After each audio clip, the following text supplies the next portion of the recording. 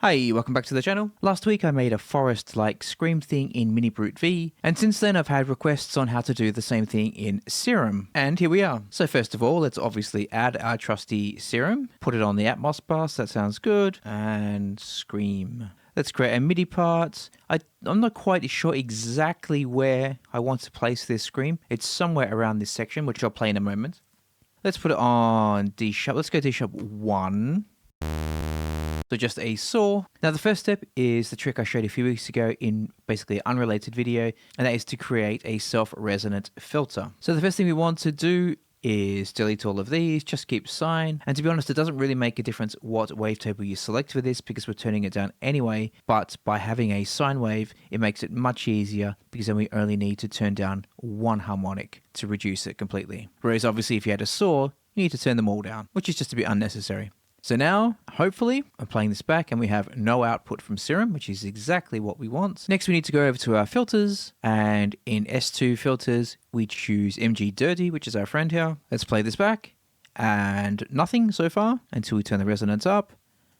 And actually, before I do this, very, very, very important, turn down the output. Play back again, resonance up, and now we can hear.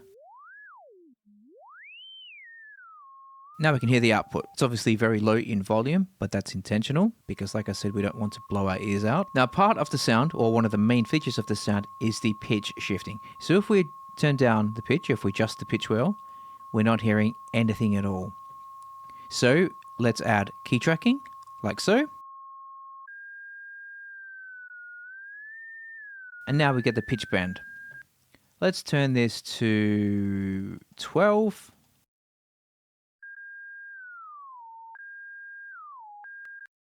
So we could obviously automate that pitch bend, but we're using Serum, so let's make the most of it. Let's go to our mod matrix and LFO 1. We're going to assign to global tuning. Let's put that on unipolar. And then on LFO 1, let's go down here to our shapes and we'll choose basic flat 50. So obviously that's basically just creating a flat line at 50%. Let's make this, let's say 2 bars, and then we'll drag it down like so. Let's turn this up quite pronounced just so we can hear it.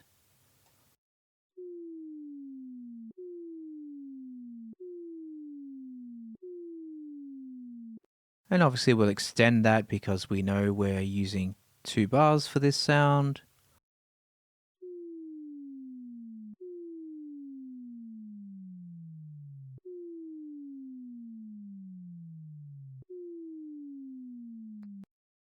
Let's give it a bit of volume now that we have something under control.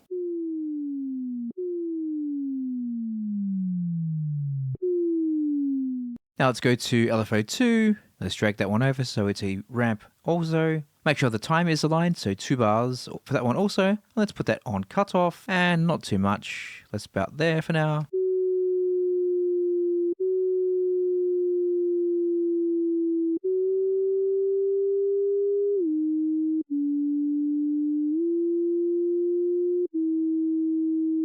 Let's also put it on resonance.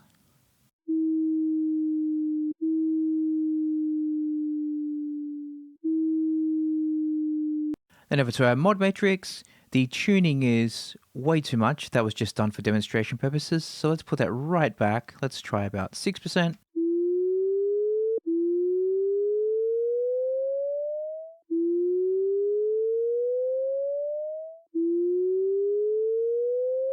Same with the frequency.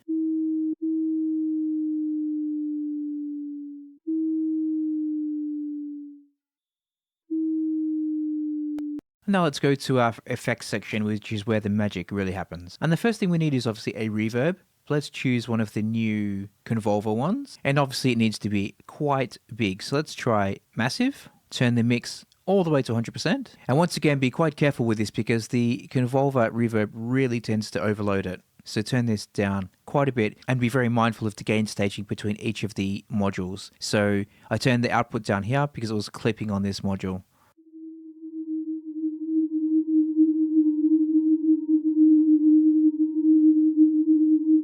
Let's add now some distortion. Let's put that before, I think. And then we'll try, let's start with diode 1.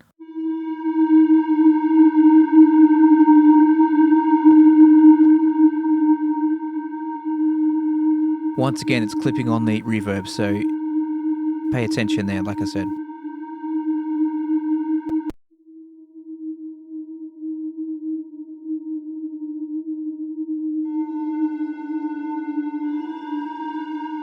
And once again, this is really just to taste.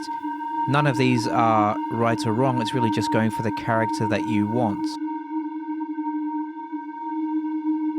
So I quite like this one. Or the Dio 2 sounds good.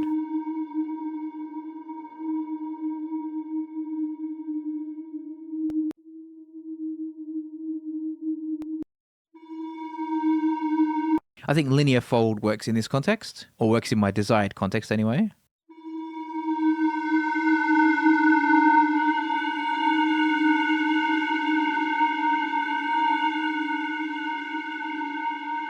Let's add a compressor now to the end to keep everything under control, because it is getting a bit unruly.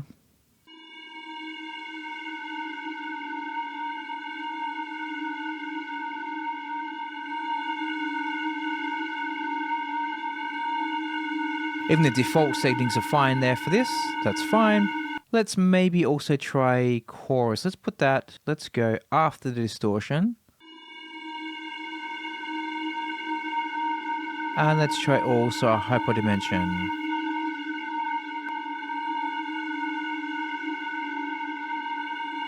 Maybe after the reverb.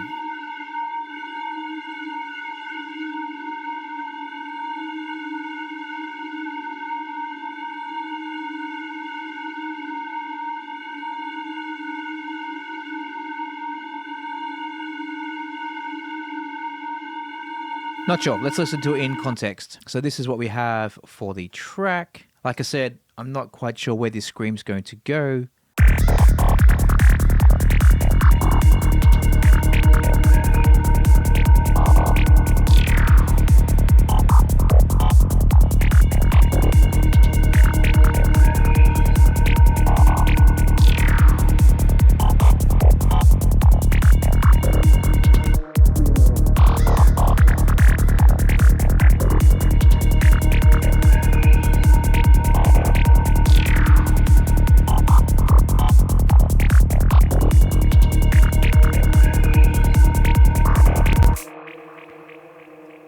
Let's make this 1 bar. I think it's a bit too long because the reverb basically carries it anyway.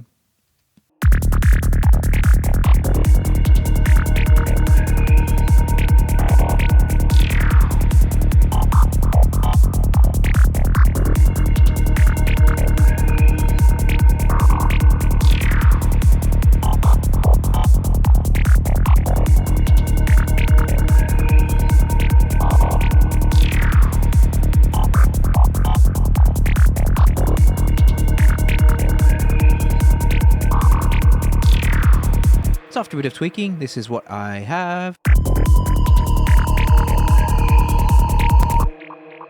Essentially, the adjustments were increasing the cutoff, so it's here, it's around 5K.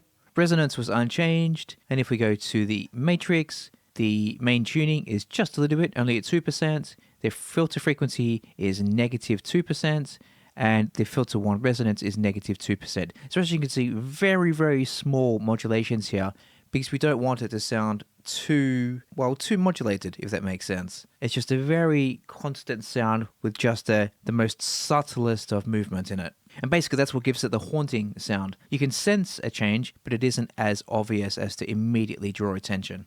So let's give it a bit more context. Let's go, I don't know, somewhere around here.